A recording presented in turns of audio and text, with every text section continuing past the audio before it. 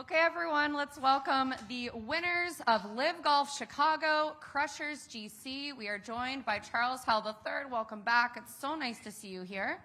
Thank you. Paul Casey, our captain, Bryson DeChambeau. Wave to everyone. Oh, hey.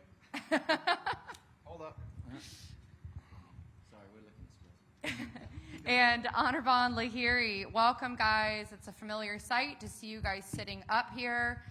You guys eked out this win at 14 under, almost forcing a playoff in the end with Legion 13. Can you guys just talk a little bit about what you guys were doing in the clubhouse, waiting to see what happened on 18 with John? I'll start with you, Bon. Oh, there's not much to do.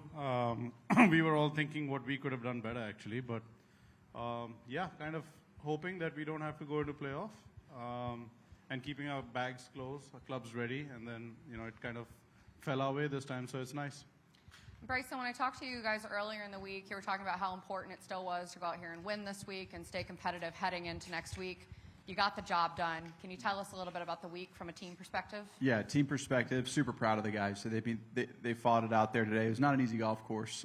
Paul, you had 18 pars today. Yep. How many times have you done that in your career? Never. Oh, really, Once. Never? As far as I know, yeah, never. Really? Wow. So yeah, I mean, I played pretty solid. I didn't make a bogey. Charles played pretty solid. Bond's solid. I mean, we just played like Crushers play. We've been steady all year. We didn't have Charles for a little while, and it was nice to have him back. And the mojo's back, right? That's what we call it. Chucky always gives us the mojo, and no, it was fun being able to eke out a victory here and give us some momentum for next week. But again, the job's still not done, and I think that's the way we all look at it right now. Is we got one more big week to pull it all together and do what we did last year.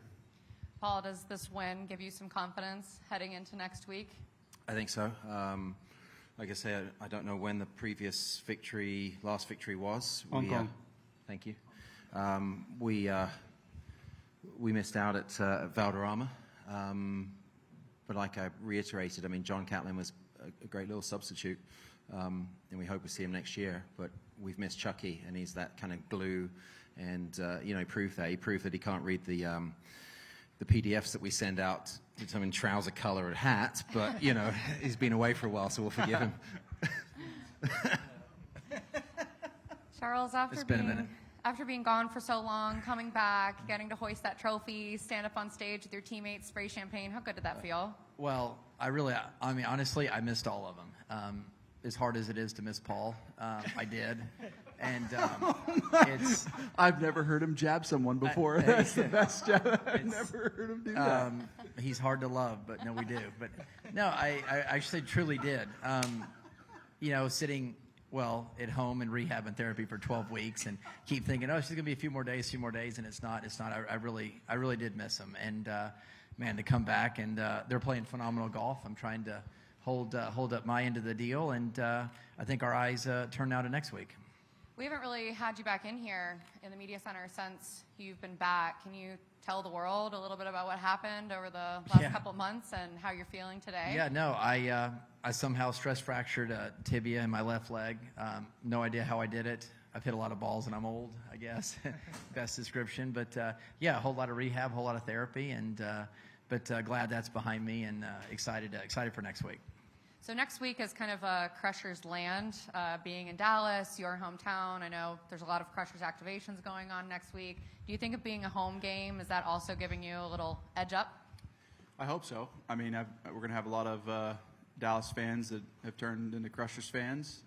Hopefully we can convert a lot more and, get all of Dallas behind us. And last one for me, you guys were all just up here checking scores. As we talked about in the beginning of the week, there was so much on the line for so many players this week, and it literally went down to the wire with, people moving up and down to the last hole. After having a second just to kind of take a moment and look where everyone landed, can we just get your quick thoughts on the Jeopardy that was at stake here this week and how everything kind of panned out? Well, I think it's testament to the product because, the top two teams went neck to neck. We slugged it out today. Legion came from behind. We kept our noses ahead. It was great to see John and Joaquin battle it out. Tyrrell made a run. So I think it was great golf. Also, with the relegation and the lock zone, it means a lot. It's life-changing for some of the guys who've got the opportunity. And it just goes to show that it means a lot. And it's good to see. We had some really amazing storylines last year with Scott Vincent, literally making it happen on the Sunday at Jeddah. We had Kale really close. Pat was out. Pat's in. There's a lot going on, and it just tells you that it means more than what people think it means. It means a lot. Bryson, any comments or? I think he said it best. I mean, not only are we looking, at us playing the way we're playing and looking at Legion coming up on our heels, but also like I was looking to see if Pat got in or Kale got in, and it was just a dynamic day, and I think that's what Liv provides is a lot of fireworks to finish. So it was quite fun to see John Rahm play as well as he did this year. I mean, that's something to be. That's a year. I played pretty solid, and I think I finished 8th or something like that. And John just every week it just seemed like he was up near the top of the leaderboard, as well as Joaquin. Wako, they played just unbelievable golf, and it just shows how impressive it is to do something like that. When you've got Brooks out here, Cam out here, and Cam and I, we didn't get a win. And my team, we didn't win, yet we're still individually, yet we're still up at the top. And I think that's what's so cool. It provides all these different dynamics to it and variables that it's not just a one format and okay, whoever wins wins, and that's kind of it. It's like there's so many things to look at with LIV, and I think that's what's so amazing about it. That's at least my perspective. And again, like I said, I couldn't be more proud of the team the way they played today.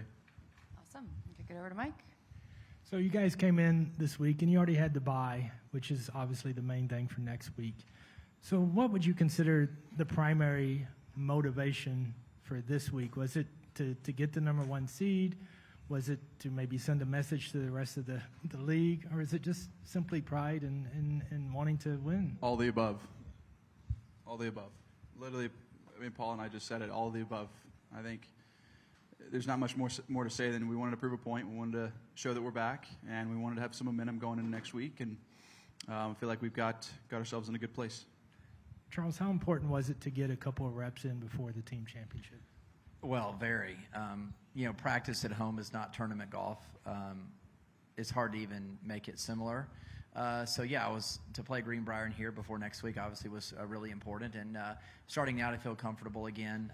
This was a tough golf course and a bunch of crosswinds and rough and firm greens, and so it's hard to replicate this at home. And I think to Bryson's point too, I think we really wanted the number 1 seed going into next week. We still got to play good golf, but it does mean something. Paul Bond, was there a message sent though this week? I'm not sure we focus on the other. We're very aware of the other teams. We're not trying to necessarily send a message, trying to take care of our own business, because we know how difficult this is going to be next week. Match play is a whole different beast, and then all 4 of us playing on Sunday, hopefully in that championship bracket or group, whatever we want to call it. No, it was just important. I said it's for all the reasons you listed, and putting Chucky back in the mix as well. It just proved to ourselves and everybody, it's not about everybody else. Proved to ourselves that we're in a good spot. We talked about it internally. We haven't got a win in a while. Let's go get one, and we did it. We're proud of that. I also think that, like Bryson mentioned, individually, we've had decent years, but we haven't had a good year. None of us got a win. We were in contention quite a lot. But now the focus is not on ourselves. The focus is on the team going into the next, week. So this is a really good way for us to kind of, get our heads together, which we are very close anyways, but the focus changes. It's all about what I can do for the team and what we can do together. So in that sense, it's the right kind of mindset and attitude rolling into next week, because that's all we care about at this point. And last question from me. They always say it's harder to defend than actually win that first title. Do you feel like going into next week will be a very difficult test, especially since you've got the expansion team right on your heels? Yeah, look, I've got 4 guys three other guys that literally are going to fight tooth and nails for every single shot, and that's what I wanted when starting out a couple years ago. I wanted guys that would fight for every shot. and that's what makes us pretty special. And so going into next week, yeah, it's going to be a difficult challenge, but I know they're going to give it their best, and if we do it, then we do it again. That's the job we set out to do, and if we don't, I'll still love them no matter what. Hi, Roy. Had any of you ever been here, played this course before? Did you know much about it? And how did it play over the week? I've never played it before. I played it in 2007, so that was when it was a World Junior Team Championship. I mean, it's been an interesting week because the golf course has changed frequently, even during the course of a day. And there's sometimes as Barnes said, a lot of crosswinds. There's some difficult tee shots. Yes, there's some big fairways, but it seems like there's always trouble if you're not got control of the golf ball. But it was the way the golf course changed in its firmness from, I mean, this morning, or whenever we teed off today, 12:05, it went from soft to concrete again, literally a flick of a switch. And it was that was very difficult to predict. The rough is long, and I mean, there are occasions, I think yesterday, see if these guys agree, felt like a Chicago major had broken out. Like it was making birdies, even sometimes just scrambling par was very, very difficult. So it's a hell of a muni. Bryson, for you, you always seem to win something here in the state of Illinois. How much would you like to see LIV Golf back in Illinois again next year? Yeah, it'd be great. I mean, Illinois is a fantastic state. It's always been great golfing community. Golf courses are always fantastic, and shoot, Bolingbrook. I mean, this golf course played close to a major championship test.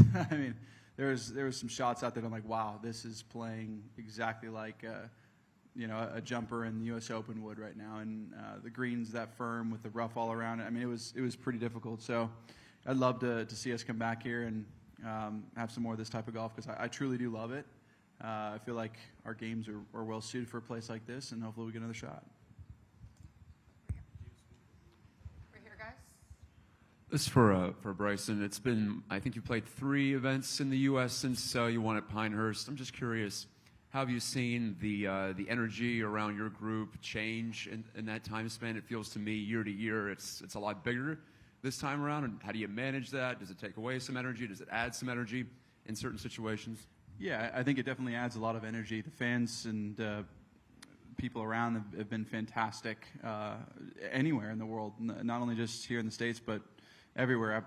Ever since I won the U.S. Open, it's kind of opened people's eyes, I think, to what LIV Golf is, and meaning like this, we're here to stay, 1, and 2, we're here to provide fans an awesome experience. We really do enjoy providing that opportunity for them, and I certainly feed off of it. I know that my team, I feel like, feeds off of it, and hopefully I can continue to provide some energy, and we can all gather behind this great product because it's here to stay, and there's a lot more fun to come from it. But it's definitely gone in a really cool direction recently. And just for the group, as far as preparing for team play next week, I know it's a team-oriented league, but you guys don't play that much team golf, twosomes, 2-ball. That sort of thing. So how are you guys going about that in the coming days? Top secret. No, I mean, last year Charles and Barn played foursomes.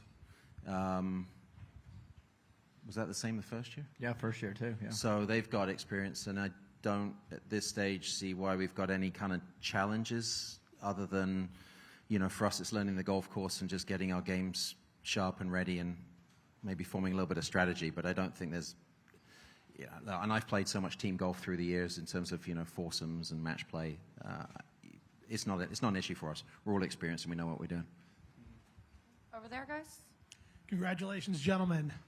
I find that you guys have such a unique bond, and I'm just very curious, was that something that naturally built over time? Did you guys have to take some time to connect? I mean, what helped form this sort of unique unity that you guys have as a team? Respect for each other? Or I still don't know. I didn't know either. I still have no clue. Go ahead. What were you going to say? The 3 of us have kids. Maybe that's why. Yes, I'm the big kid the, right there. There's I'm the kid. one of the kids. Charles? Well, Paul and I have known each other forever, since college golf. And then obviously Bon and I played the PGA Tour many years together, and Bryson's kind of our collective child, I think. So a 14-year-old, a 12-year-old, and a 31 tomorrow, right? 31 tomorrow. 31 tomorrow year old. So, no, we have a mutual respect for each other's games. I think we all see the game pretty similarly. We all work hard. But yeah, it's kind of, we've just kind of grown together. I don't think it's one thing special. I think we've just kind of grown together. Well, it's been fun to watch. Thank you, guys. Thanks. Okay, I think over there, Bob, Harry. Bryson, one of your stated goals this year was to sort of reassert yourself in the majors and the biggest tournaments. And obviously, you did that in a big way. Did it take a toll on you, though, at all, as it relates to out here? You know, you won twice on LIV last year. You did not win this year. I mean, I certainly don't mean to suggest that, you know, that you should have or whatever, but I'm just curious, like, how that might have fit in and how, you know, getting back to that top elite level might have impacted things. Yeah, I don't think that winning the U.S. Open or playing well in the majors affected how I did out here. It was more of me not playing as good as I could have, probably, out here, and not preparing as well as I should have. Just maybe taking a couple things for granted here and there, not working on, you know, putting the way I probably should have, chipping and wedging. You know, when I played really well at the end of last year, I was certainly focused a lot more on my game and didn't have as many other things going on. Now, you know, obviously winning the U.S. Open can take a toll on you, but for the most part, it's been a lot of just not giving myself enough prep time and working for these events. And I need to focus more on that next year because I want to give myself better chances next year. I've played too well this year to not give myself better chances to win. And I'll say this, though, that every single one of us is super hard workers.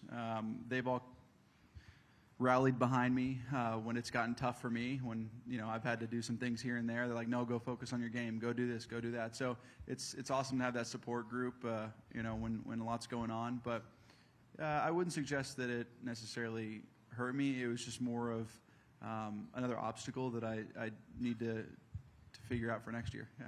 You've talked also about how your equipment sort of was a turning point.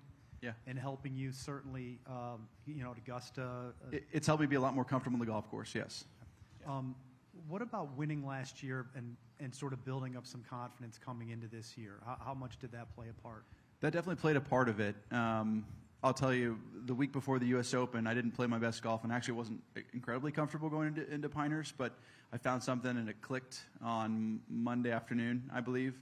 So, you know, yeah, it was important last year, but this, you know, coming into this year, I had to build and develop my own game again, and playing well in the majors was certainly great, but there are a couple of things in the equipment side that I'm going to get dialed in for this next year, and I'm going to use this off time appropriately to do so and be even more hopefully dialed next year. Joy?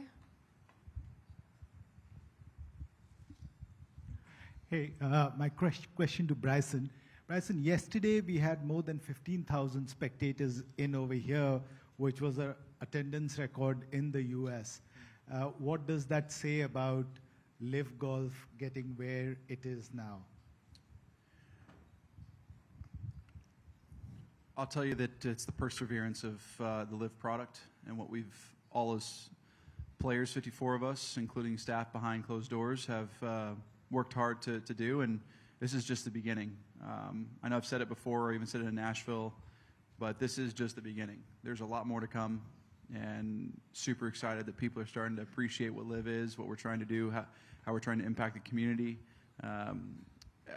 Man, it's a great next step in our evolution. And what does it say that the Crushers merchandise seem to get sold out in every tournament? We got to get more hats. It's awesome. I love it. I can't thank the fan support enough, and it's great having three incredible human beings up here to rep that Crushers logo. It's awesome. And Bryson, can you just give us an appreciation of what you don't have to go through, which many of the captains might have to go through, that the change in guards in the team? How difficult is that period going to be for some of the other captains? I haven't had to experience that, and I've been very fortunate to have three stellar players and individuals that support and see the vision of what the Crushers is, and is going to be, and it's something that I tried to bring on board from day one. I didn't want people changing in and out and switching back and forth and going to different places and creating issues, and sometimes that's just one little argument or one little thing can just spark, uncomfortability out there and not allow us to play the best golf. And I think that shows as a testament to why we're so good, why the Crushers are so good, because we all are quirky in our own ways, but we all work and fit together. And that's, I think, we do really well, because we have that trust and respect for each other. Great. Thank you guys so much. Congratulations. We will see you in Dallas next week for your home game, hoping to take home the big prize. Thanks. Thank you, everyone.